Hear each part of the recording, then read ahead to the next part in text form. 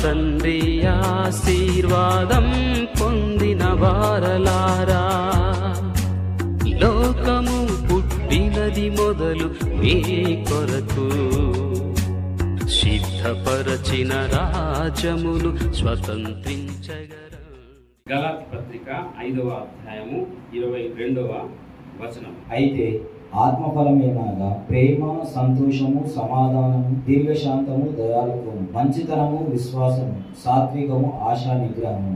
ఇది మన యొక్క ధ్యానాంశము ఆత్మీయ జీవితం. మనం చదువుకున్నటువంటి లేఖన భాగాల్లో 9 ఆత్మ ఫలాలు ఉన్నాయి. మనందరికీ బాగా తెలుసు. చాలా మార్లు ఈ వచనాలు మనము చదివి ఉన్నాం. ఇప్పుడు కూడాను సహోదరు చదవంగా మనమందరం కూడాను విన్నాం. అందులో ప్రాముఖ్యంగా మొదటిది ప్రేమ, రెండోది సంతోషము, మూడోది సమాధానము, నాలుగోది దీర్ఘశాంతము, ఐదోది దయాళత్వము, ఆరోది మంచితనము, ఏడోది విశ్వాసము, ఎనిమిదవది సాత్వికము, తొమ్మిదవది ఆశ నిగ్రహం. 9 ఆత్మఫలం. దీన్నే మనం ఈరోజు ధ్యానం చేస్తాం. ఈ 9 అద్భుతమైనటువంటి గుణాలు, గుణాలు. ఈ 9 గుణాల కంటే ఇంకా విశిష్టమైనటువంటి మహోన్నతమైనటువంటి దివ్య గుణాలు, దైవికమైన గుణగణాలు దేవునికి ఉంది. ఇది దైవ గుణాలే, కానీ ఇవన్నీ కూడాను ఆయనను విశ్వాసించినటువంటి ప్రజలందరూ తప్పకుండా కలిగి ఉండాలి అని దేవుడు బోధ చేశాడు. భూమి మీద ఉన్నటువంటి మానవులందరూ కూడాను ఈ 9 ఆత్మ ఫలాలు కలిగి ఉండాలి అని దేవుడు ప్రబోధించాడు. హల్లెలూయా.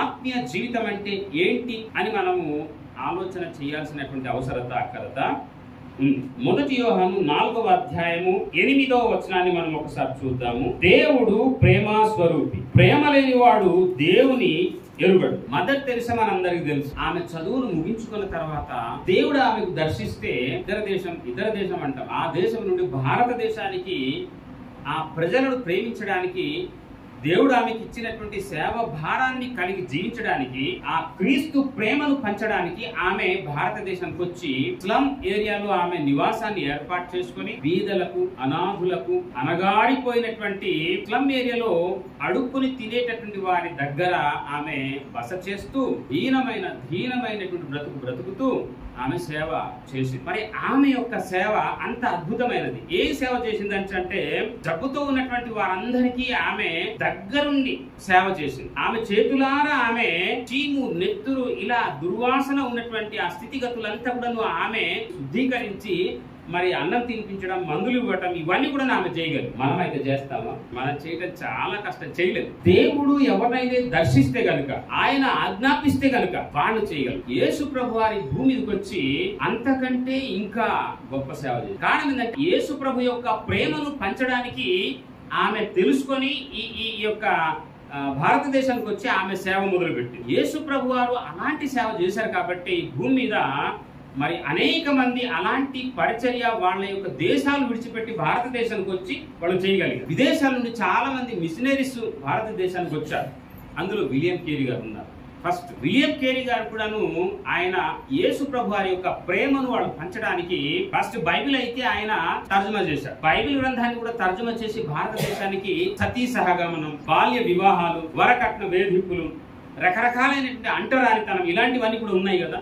ఇవన్నీ కూడాను రూపు మాపటానికి విలియం కేరీ గారు భారతదేశానికి దేవుని ప్రేమను ఆ విధంగా, ఇది కాదు ప్రేమ, ప్రజలకు బాగు చేయడానికి ముందు వెళుతున్నప్పుడు సర్దార్ వల్లభాయ్ పటేల్ కూడాను ఆయనతో జత కలిపారు. అనేకమైనటువంటి అనగారిపోయినటువంటి కొన్ని చట్టాలను కంప్లీట్ గా తీసి పడేసినారు. హల్లెలూయా.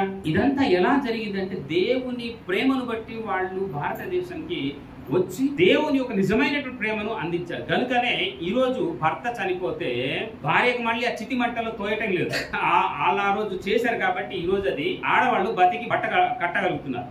చదువులు, ఉద్యోగాలు వాళ్ళు ప్రసాదించింది. కనుక దైవికమైన ప్రేమ ఇంత అభివృద్ధిలోకి, ఆత్మీయతలోకి నడిపించేదిగా మనకు బైబిల్ గ్రంథము వర్ణిస్తాం. ఇలాంటి ఆత్మీయ జీవితాన్ని ప్రసాదించిన దేవాది దేవునికి మనము ఈ రోజు కలిగి ఉంటే మన జీవితాలు అంతకంతకు ఆత్మీయతలో బాగా వర్ధిల్లుతుంది. అందుకే కదా మనం క్రైస్తవులుగా యేసు ప్రభువును మనం వెంబడిస్తా ఉన్నాము.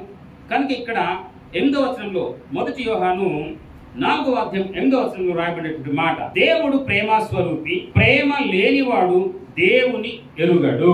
యేసు ప్రభు వారి భూమి మీదకి వచ్చి ఏమని చెప్పారంటే, నిన్ను వలె నీ పొరుగువాన్ని ప్రేమించు అన్నారు. పొరుగువానికి పరిశుద్ధమైనటువంటి, నీతి అయినటువంటి, యథార్థమైనటువంటి ప్రేమతో ప్రేమించలేకపోతే మనం క్రైస్తవులమే కాదు, దేవుణ్ణి ఎరిగినటువంటి వారము కాము, దేవుణ్ణి నమ్మినటువంటి వారము కాము. కాజాలం. ఈ వాక్యం మనకు ఆ యొక్క భావన అందిస్తుంది. కనుక ప్రభునందు ప్రేమైనటువంటి దేవుని కుటుంబమా, ప్రేమ అంటే దైవికమైనటువంటి ప్రేమ అంటే మన పొరుగు వారిని ప్రేమించగలగటం అన్నటువంటి సత్యం. అది ఆత్మీయతకు మొదటి సోపానం అవుతుంది.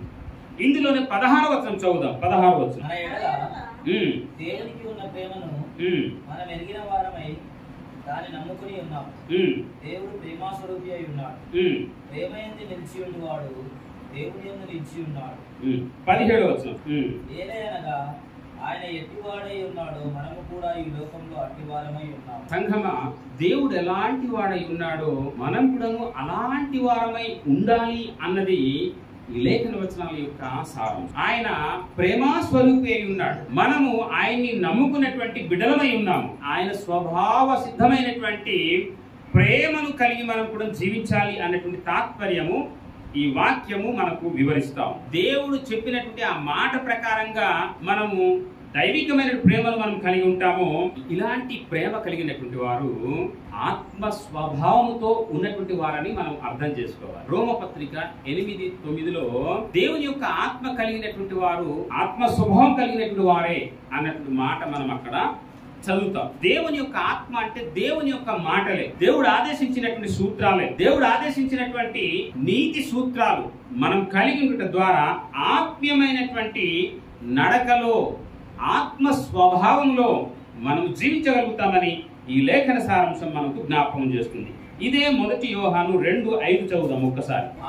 ఎవడు గైకొనునో వానిలో దేవుని ప్రేమ నిజముగా పరిపూర్ణమయ్యను. వాక్యమే దేవుడై ఉన్నాడు. దేవుడు అంటే వాక్యమే అయి ఉంది. ఆ వాక్యము దేవుని యొక్క ఆత్మ అయి ఉంది. ఆ ప్రకారంగా నీవు నేను జీవించటే ఆత్మీయ స్వభావంలో మనం జీవించడం అవుతుంది. వాక్య ప్రకారముగా మనం జీవించడము ఆత్మ స్వభావంలోకి వెళ్ళడం. వాక్య ప్రకారంగా జీవించడము దేవుని యొక్క ఆత్మ కలిగి, దేవుని యొక్క ప్రేమ కలిగి మనం జీవించడం. ఎవరైతే ఈ సిద్ధాంతంలో ఇమిడి ఉంటారో వారు ఖచ్చితంగా నిస్వార్థమైనటువంటి ప్రేమ కలిగి ఉంటారు. నిస్వార్థమైనటువంటి ప్రేమ కలిగి ప్రభు యొక్క స్వభావం కలిగి వారు జీవిస్తారు అన్నట్టు సత్యాన్ని మనం జ్ఞాపకం చేసుకోవాలి. ఇలాంటి ఆత్మీయ పరిపక్వత జీవితంలో ఎదురొచ్చేటటువంటి అన్నిటిని తాలుకుంటుంది. ప్రతి ప్రతికూల పరిస్థితులను ఎదుర్కొని నిలబడగలుగుతుంది. అదే ఆత్మ స్వభావము, ఆత్మ పరిపక్వత, అదే ప్రేమ యొక్క సారాంశం కూడా. 1 కొరింథీ 2వ అధ్యాయము 14-15 వచనాలు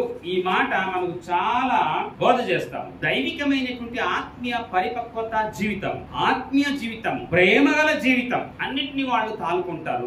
ఎవరి చేత వాళ్ళు వివేచింపబడరు. కారణం ఏంటంటే వాళ్ళు దేవుని యొక్క వాక్య ప్రకారంగా నడుస్తూ ఉంటారు కనుక. పెద్ద పెద్ద ఓడలు సముద్రంలో నడవటానికి తయారు చేస్తారు కదండి. అది చాలా వెడల్పు పొడవు ఉంటుంది. ఇటు అటు బ్యాలెన్సింగ్ గా దాన్ని తయారు చేస్తారు. ఒకవేళ ఇటు పక్క బరువు ఉంటే ఇటు ఒరిగిపోయి మునుగుద్ది, నీళ్ళు అందులోకి వెళ్తాయి. ఇటు పక్క బరువు ఉంటే ఇటు నీళ్లు దూరి మునుగుద్ది. ముందు బరువు ఉంటే ముందు నుంచి నీళ్ళు వెళ్తాయి, వెనక్కి బరువు ఉంటే వెనక నుంచి నీళ్ళు వెళ్తాయి. కనుక సముద్రంలో నడిచేటట్టుగా దాన్ని వాళ్ళు లెవెల్ గా తయారు చేసి పెడతారు. మన ఆధ్యాత్మిక పరిపక్వత జీవితం ఈ భూమి అనే సముద్రంలో మనము ఆత్మీయమైన సమతుల్యమైన స్థితిలో ఉంటే మన వాడ, మన బ్రతుకు నావ, మన ఆత్మీయ జీవితం ఎప్పటికి కూడా మునిగిపోదు. 1 కొరింథీ 13వ అధ్యాయం మొదటి 13 వచనాల్లో ఉన్నటువంటి సారాంశం మనందరికీ తెలుసు. ఒక్కసారి మనము తీసి ఎందుకైనా మంచిది జ్ఞాపకం చేసుకుందాం. చదివితే సరిపోతుంది. ప్రేమ దీర్ఘకాలము సహించును, ప్రేమ దీర్ఘకాలము సహించును, దయ చూపించును, ప్రేమ మత్సరపడదు, ప్రేమ డంబముగా ప్రవర్తించదు, అది ఉప్పొంగదు, అమర్యాదగా నడవదు, స్వప్రయోజనము విచారించుకొనదు, త్వరగా కోపపడదు, అపకారమును మనస్సులో ఉంచుకోదు, దుర్నీతి విషయమై సంతోషపడక సత్యమునందు సంతోషించు. అన్నిటినీ తాళును అనుకున్నాం కదా ఇందాక. ఆత్మీయ జీవితం కలిగినటువంటి వ్యక్తి ఈ పైన చదివినటువంటి వీటన్నిటిలో దైవిక స్వభావంలో సమతుల్యంగా ఉంటాడు. ఇది ప్రేమ, దైవికమైనటువంటి ప్రేమ. ఇటు ప్రేమ వాక్యానుసారముగా జీవించేటటువంటి ప్రేమ, అంటే ఆత్మలో నడక అని దాని అర్థం. ఇలా ఉంటే వేలెత్తి మనకెవరు కూడాను చూపలేరు. ఇందాక పౌలు గారు ఆ మాట అన్నారు, సమతుల్యంగా మనం ఉంటామని. ఎవరు కూడా మనకు విమర్శ చేయలేరు అనే సత్యాన్ని మనం అక్కడ మనం చూసాం. హల్లెలూయా. గనుక ప్రభునందు ప్రేమైన దేవుని కుటుంబమా, దేవుని యొక్క ప్రేమను అనగా దైవికమైనటువంటి సుగుణములను మనం కలిగి జీవించాలంటే వాక్య ప్రకారంగా బ్రతకాలి, వాక్య ప్రకారంగా మనం నడవాలి. అదే దైవికమైనటువంటి ఆ ప్రేమను కలిగి మనం జీవించటం అన్నటువంటి సత్యాన్ని మనము జ్ఞాపకం చేసుకోవాలి. కనుక ఇలాంటి దైవ స్వభావంతో కూడుకున్నటువంటి జీవితం మనము జీవించడానికి వాక్యం ప్రకారంగా జీవించడం మొదలు పెడితే సరిపోతుంది. అందులో మొదటి మాట మనం జ్ఞాపకం చేసుకున్నట్లయితే దైవిక ప్రేమ అంటే ఇంతవరకు మనం జ్ఞాపకం చేసుకుంటాం దేవుని యొక్క ప్రేమ ఎలా ఉందో అని మనం జ్ఞాపకం చేసుకున్నాం. నిస్వార్థమైనదిగా, పరోపకారం చేసేదిగా, శాంతి, జాలి, దయ, ప్రేమ, కరుణ, కిరణాలు ఇవన్నీ కూడాను ఇమిడి ఉన్నట్లుగా మనం లేఖన భాగాలు గుర్తు చేసుకున్నాం. ఇవన్నీ కూడాను మనలో ఉంటే మన ఆధ్యాత్మిక జీవితము ఎంత పరిపుష్టిగా ఉంటుంది, ఎంత శక్తివంతమైనటువంటి క్రైస్తవులుగా మనము గుర్తింపబడతాం. దైవిక ప్రేమలో ఉన్నత స్థాయిలో ఉందని నలుగురు చూసి చెప్పుకుంటారు కదా, దేవునికి ఎంత మహిమ కలుగుతుంది. దైవిక ప్రేమ అంటే 2వ యోహాను 1వ అధ్యాయము 6వ వచనాన్ని ఒక్క మారు మనం ప్రకారము ఎంత గొప్ప మాట అండి. దైవికమైనటువంటి ప్రేమ ఎలాంటిదో ఇంతవరకు మనం చూసాం. జాలి, దయ, ప్రేమ ఇత్యాది దైవికమైనటువంటి సుగుణాల రసములు మనం కలిగి ఉండాలి అనేటువంటి సారాంశము. నిన్ను వలె నీ పొరుగు అని ప్రేమించు అనేటువంటి తత్వము. ఇదిగో అసలు దైవికమైనటువంటి ప్రేమ అంటే ఏంటి, దాన్ని మనం ఎలా కలిగి ఉంటామో, ఇన్ని గుణగణాలు అంటే ఒక్క మాటలో భక్తుడు తెలియజేశాడు. అది మనం చదివాం ఇప్పుడు. నిన్ను వలె నీ పొరుగు అని ప్రేమించు అనేది దేవుని యొక్క ప్రేమ, మొదటి మాట. రెండో మాట మనం జ్ఞాపకం చేసుకున్నట్లయితే 1 యోహాను 5:3. మొదటిది, దేవుని పిల్లలకు మనం అందరం కూడా ప్రేమించేటటువంటి పరిపక్వత దశలో ఉండాలి. దేవుని ప్రేమించగలగాలి అంటే ఈ మానవ జాతిని, తన పిల్లలను మనం ప్రేమించగలగాలి. అదే దేవుని ప్రేమించడం అన్నటువంటి తత్వాన్ని ఈ మాట మనకు తెలియజేస్తాం. ఆయన ఆజ్ఞలు ఈ విధంగా మనం పాటిస్తే, ఆయన ఆజ్ఞలు మనం పాటిస్తున్నాం కనుక అది దేవుణ్ణి ప్రేమించేటటువంటి విధానం అవుతుంది. అంటే దేవుని ప్రేమించాలి, ఆయన సృజించినటువంటి తన సంతతి కూడా మనం ప్రేమించాలి అనే సత్యం. హల్లెలూయా. ఈ విధానాన్ని మనం కలిగి ఉండడం ద్వారా ఆధ్యాత్మిక జీవితం అవుతుంది, అది పరిపక్వత దశలో ఉంటుంది అనే సత్యము ఈ లేఖన భాగాలు మనకు చాలా చక్కగా జ్ఞాపకం చేస్తుంది. చాలా శుద్ధమైనటువంటి దైవికమైన సుగుణాలు కలిగి మనం ఉండాలి. ఇరుగువాన్ని, పొరుగువాన్ని ప్రేమించేటువంటి మనస్సు కలవారై ఉండాలి. వారికి ఉన్నటువంటి అక్కరత, ఆపదల్లో, ప్రతి ఇలాంటి విషయాల్లో కూడాను మనము చేదోడు వాదోడుగా ఉండేటటువంటి వారుగా ఉండాలి. క్రైస్తవులు అలా ఉంటారు. మనమందరం కూడా అలా ఉండాలి అన్నదే క్రైస్తవ తత్వం, అంటే క్రీస్తు తత్వం. హల్లెలూయా. సో నేను ప్రభువును ప్రేమిస్తున్నాను అని చెప్పి తన సహోదరుణ్ణి, తన స్నేహితుల్ని, అమ్మా నాన్నని పక్కన పెడితే మన దేవుణ్ణి ప్రేమిస్తున్నట్లు కాదు, మనం ప్రభువును ప్రేమిస్తున్నట్లు కాదు. అర్థమవుతుంది కదా.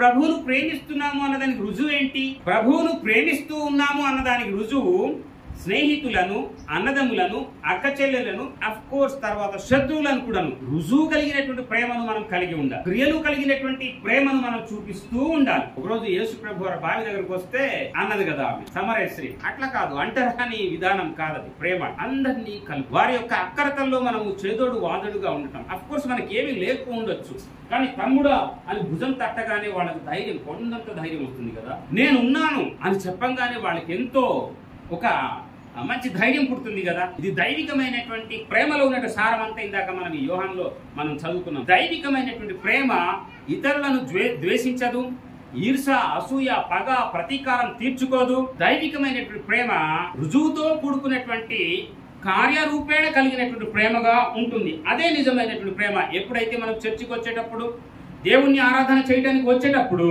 ఇలాంటి కుళ్ళు, కుతంత్ర, ఈర్ష, పగ, ద్వేష, ప్రతీకారాలు గాని మనసులో ఉంటే ఇవన్నీ కూడాను తీసి పక్కన పడేసి నువ్వొచ్చి నన్ను ఆరాధన చేయమని యేసు ప్రభు వారు మత్తయి 6వ అధ్యాయంలో పేర్కొన్నారు. ఇది దేవుణ్ణి నిజముగా ప్రేమించడం.